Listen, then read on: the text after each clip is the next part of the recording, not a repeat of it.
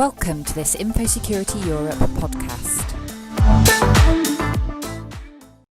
Hello, and thank you for inviting me. My name's Steve Wright. I'm currently the partner at Privacy Culture, which is a small organisation dedicated to helping bigger organisations embed a culture of privacy, security and compliance. My day-to-day role it varies a lot.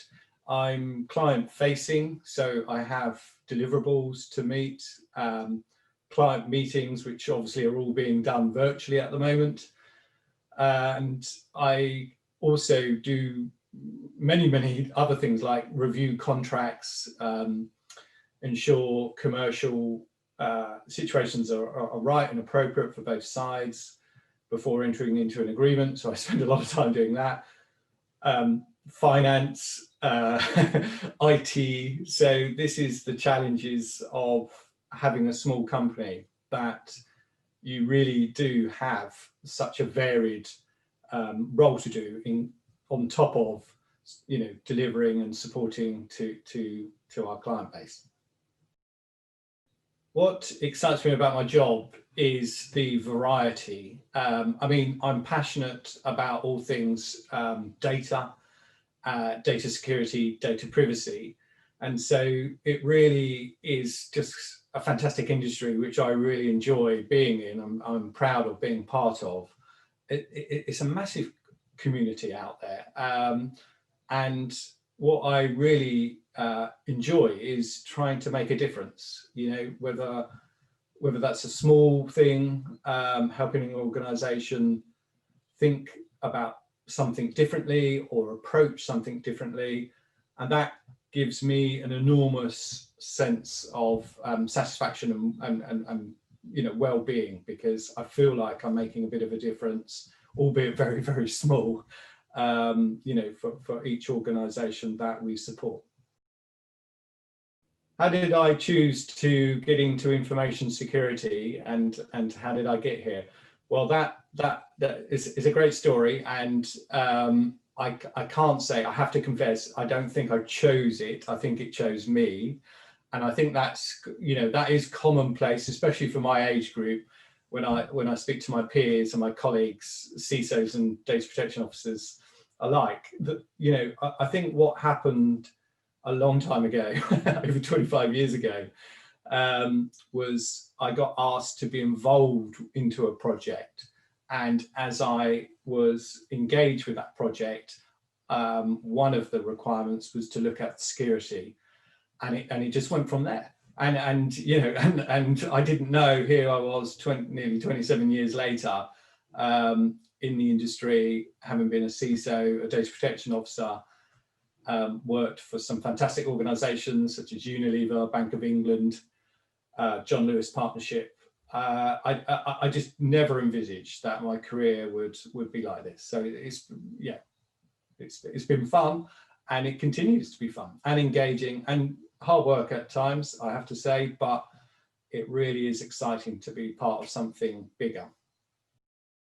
How did I progress up the career ladder to get where I am today? I think blood, sweat and tears springs to mind.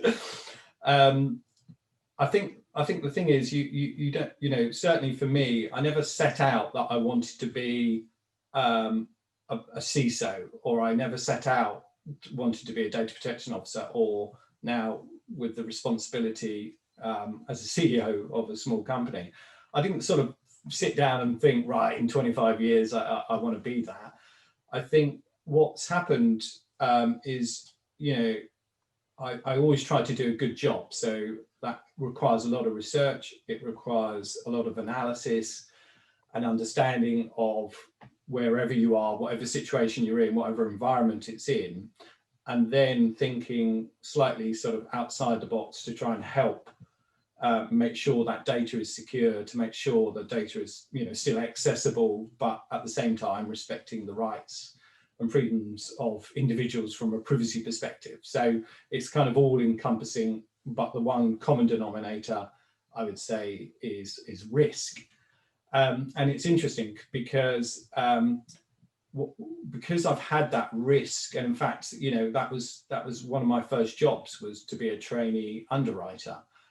So I never, like I say, I never intended to go down this path, but what I was interested in was this balance of risk. And that then led me into the technology projects and into security and latterly into privacy. And what I found along the way about going up the career ladder is that you shouldn't necessarily, this is my advice anyway, you shouldn't necessarily make that the goal. The goal should be to do a really good job. And I think then the individuals that get rewarded are the people that, you know, organizations recognize that they're doing really good. I would also say the multidisciplinary approach. So I've learned so much about and you know, increased to my portfolio of skills. And I'm talking soft skills, written skills, presentation skills that have nothing to do with securing the data or you know, looking at the privacy aspects of that. That's about communicating with people and taking people on a journey with you. And those softer skills are just, and organizational skills from a project management perspective, from a leadership perspective, they're just as important as the subject matter expertise. The biggest career challenge that I've faced and still face is just around the complexity and use of data and technology. You know, every organization that I work with, and this has been from the outset, you know, I remember when we were rolling out Windows 95 and, you know, it was exciting and fun. You know, nowadays we're in the cloud and, you know, that means information is much more accessible. It's not, you know, shoved away in a nice secure server somewhere in a very secure bunker. And so I think, you know, the challenge is how we keep a really open mind to the various attack vectors, and at the same time, and I'm talking the last 10 years especially, where I've learned an awful lot about the different laws that you know, are implemented globally. And so all those different jurisdictions have slightly different interpretations or nuances around what you can and can't do with that data. So not only are you trying to protect the data, make the data secure, but actually you've also got to think about, oops, I best not break the law whilst I'm doing this, you know, employment law or repatriation law, or more latterly, privacy laws as they've become widespread around the world. So what advice I would give someone trying to get ahead in this industry is try to increase your skill base, and you know, I would try to think about skills and knowledge that you might not have. And I think I'm really grateful and privileged to my career has gone in a certain direction, which has forced me to understand, you know, privacy laws around the world. It's forced me to understand AI. You know, it's forced me to look into in the early years into cryptography. You know, and all I would say is try to, obviously it's good to have a specialism, and that's really important as well, but try to think, you know, laterally about what skills are going to be needed. And then, as I mentioned earlier, those softer skills, you know, like communication and leadership and organization. I mean, you know, the one thing that's still a challenge today is I have to be super organized. I have to plan my days, plan my week, and that's incredibly hard when, you know, a ransomware attack comes in, or you know, an inquiry from a customer client that needs a reply by 9 p.m. that evening. You know, that is the hard bit about it. It's juggling on top of family.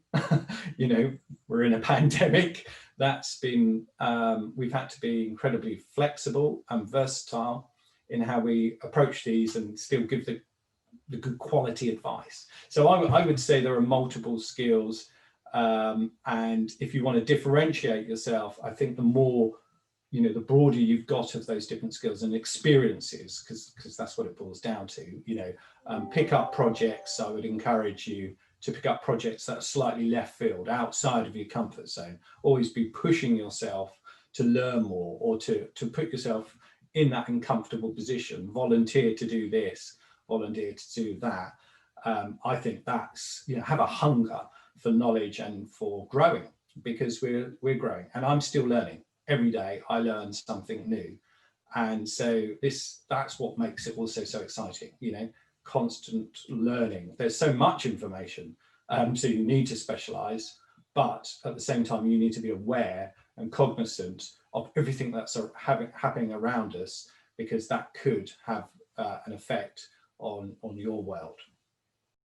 How's the pandemic affected or impacted our teams and our clients? And I would say, in the early days of the pandemic last year, it was tough, without a shadow of a doubt. And I would say, as a CEO, that it's really important to think about health, mental health and well-being. That has been a really significant impact, I would say, on our teams and the teams we're dealing with.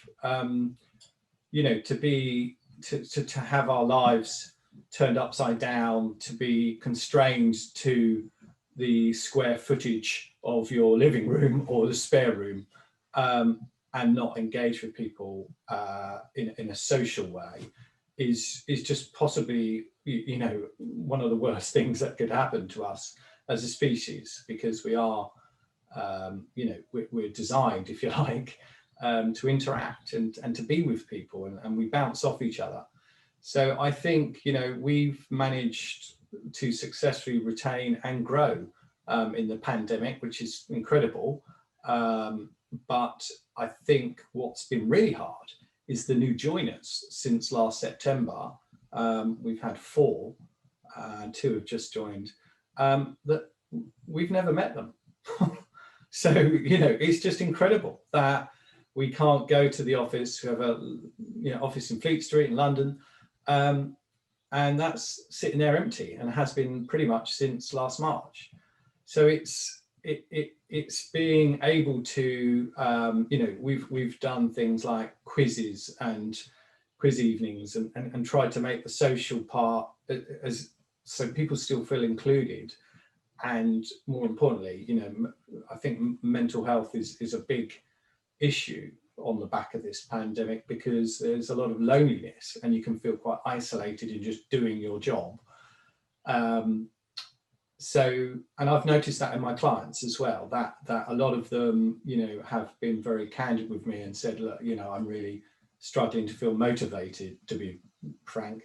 And I can get that. I can really understand that. So for me, I think the training, if you like, or retraining or whatever, has been about how can we better support each other, that now that we're working remotely, that we don't have that camaraderie in the office, and that sort of collaboration. So one of the things we've done, for example, is we have morning briefing, quick 30 minutes with the teams, and that has really made a significant difference to people feeling still associated and included and important. And I think it's really hard as a CISO, as a CEO, and as a DPO.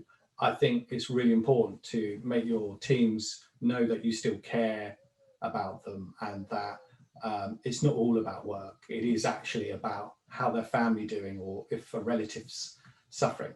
I've actually had COVID last year towards the end, and it was dreadful. It was pretty awful. My whole family were wiped out with it.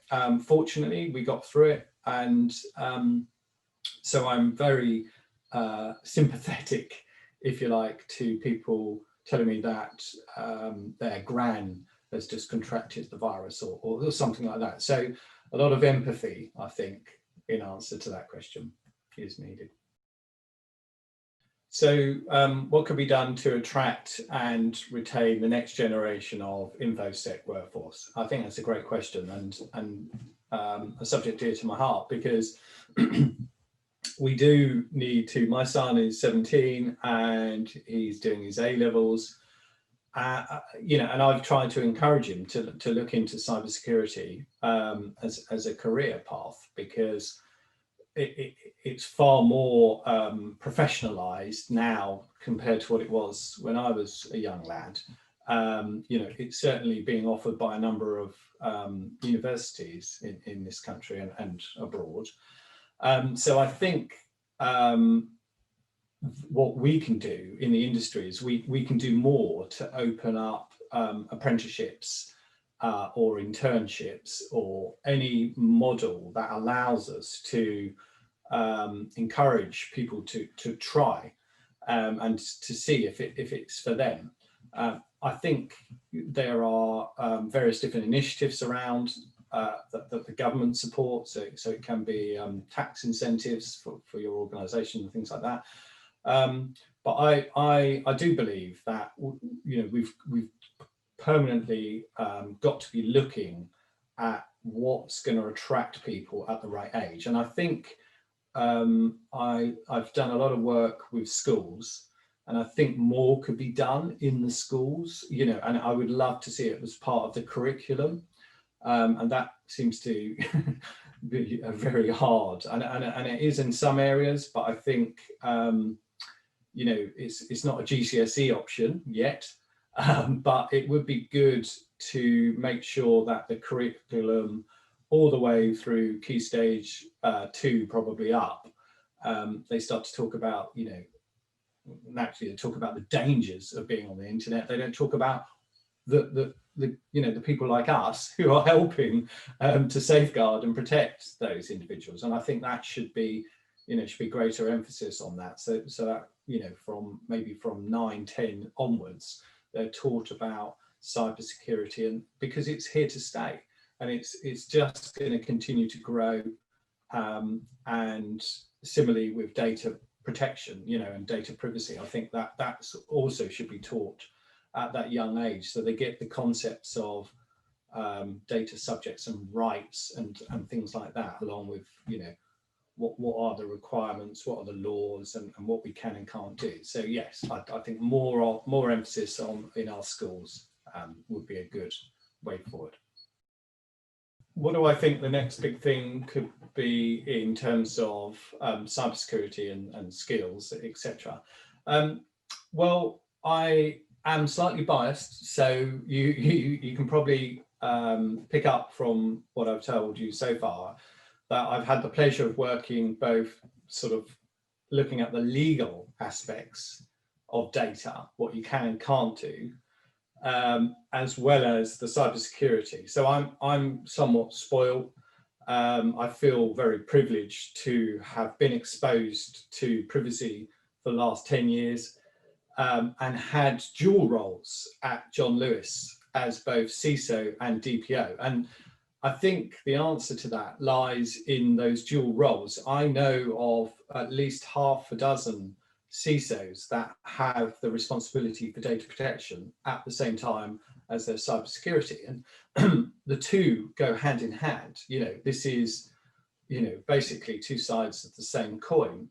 So whether you're looking at data from a privacy perspective or data protection perspective, or from a cyber vulnerability, cybersecurity perspective, you need to be thinking holistically. And I think the skills they're going to recognize more and more. Now, let me just qualify that, because, you know, I belong to both cybersecurity industry and the information or data protection industry, if you like. So I have feet in both camps, and what I'm seeing is professionalization of the privacy side, very similar to where Infosec was perhaps 10 years ago. So I think there's far more synergy that needs to happen in those two areas, more guidance needed between where you do have joint responsibility for both security and privacy. You know, there is a natural conflict of interest there, because, you know, that's the nature of the beast. So I think, what's going to be the next big thing is that you're going to have more skills around what is machine learning, what is AI, how does that impact what's happening? And then if you then look at the privacy side of that, what's the data ethics questions that should be asked? And can I do that with this data? And more importantly, should I do that with this data? And so I think, what we're seeing is a convergence that we saw in the past around the physical security world with the IT security world. And I think there's going to be greater convergence. And the reason I say that is because, most of the DPOs I know are lawyers, and they appreciate cybersecurity, but they've never done cybersecurity. And I think what we're going to see is increasingly merging between privacy lawyers into the cybersecurity world and CISOs into the privacy world. And that I've had the privilege of doing at John Lewis. So that really taught me the difference between the two respective skill sets.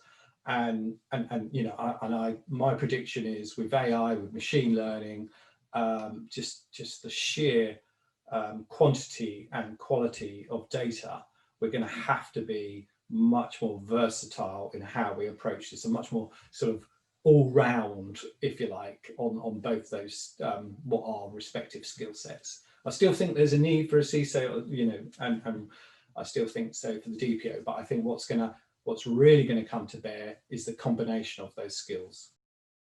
Who inspired me to join the industry and who inspires me still? Well, I have to say that there wasn't a particular person that inspired me per se, but when I look around at some of the CISOs and DPOs in various different industries, people like Microsoft or organizations that are at the forefront of that technology and are really into the data, where data is at the heart of what they do. Even Facebook, essentially, though, I think they are inspirational, because what they're having to do is what I earlier reflected on is using all those different considerations, not just the vulnerability of the data, not just the confidentiality and integrity of it, but actually how can I make sure I respect the rights of the data subjects themselves that own the data.